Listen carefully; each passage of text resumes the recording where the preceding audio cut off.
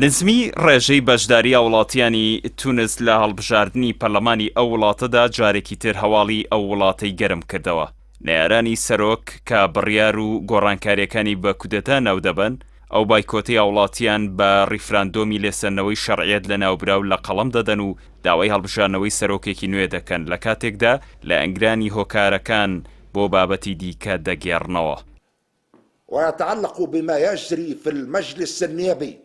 لە 25 تەمووسی 2021دا قەیس سەعیدی سەرۆکی تونس بە سەرکردنی پەرلەمانی وڵات و لادانی پارێزبەندی لەسەر ئەندامەکانی یەکەمین هەنگاوی بەرەو گەڕانەوە بۆ دەسەڵاتی تاکە کەسی هەڵگرت بە دانانی حکوومەتێکی نوێ بەبێ چاودێری پەرلەمانی دەسەڵاتی ڕاپەڕاندنی کۆنتڕۆڵ کرد بە دەرکردنی چەندین بڕیار زۆرێک لە مادە و بڕگەکانی دەسووری وڵاتیشی سەر کرد بە پاساویەوەی دەستگای دادوەری کار بۆ ڕیشەکێشکردنی گەندەڵی ناکەن کۆی ئەنجومەنی باڵای دادوەری گۆڕی و 57 دادوەری لە کار دوور خستەوە.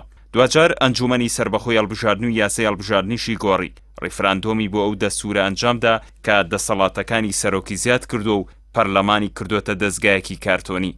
ئەمە جگەلەوەی لە سەرانسەری وڵاتدا لە یانگرانی خۆی بۆ پۆستەکان دیاری کرد. هەموو ئەو کارانەشی بە پاساوی دژایەتی گەندەڵی و باشترکردنی ژیانی وڵاتیان ئەنجامدا. بەڵام لە دوای ئەو هەنگاوانەی ناوبرا و ئابووری وڵات و بژێوی وڵاتیان خراپتر بووە.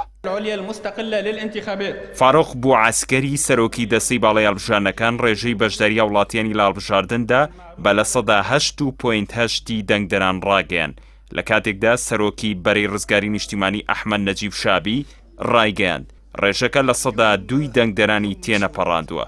بۆیە جەختی کردەوە لەوەی سەعید شەرعیەتی خۆی لەدەستدا و بەرەی ڕزگاری کار بۆ لادانی و ئەنجامدانی هەڵبژاردننی نوێ دەکات. پارتەکانی ئۆپۆزیسیۆن بایکۆتی جەماوەری بە ڕەتکردنەوەی کودەتاکەی قەیس سەعید لە قەڵەم دەدەن و داوای هەڵبژاردننی نوێی سەرۆکایەتی دەکەن.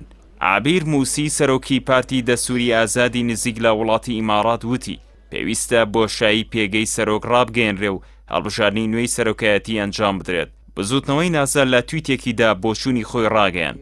سواسی گەلی تونسی کرد و هیوای کەوتنی کودەتای خواست. هەریەکە لە پارتەکانی کرێکاران و کۆماریش داوای دەستەکارکێشانەوەی سەرۆکیان کرد بۆ دەستپێکردنی قۆناغی نوێی ڕاگوزەر، چونکە لە 2011ەوە ئەوە نزمترین ڕێژەی بەشداری هەڵبژاردنە.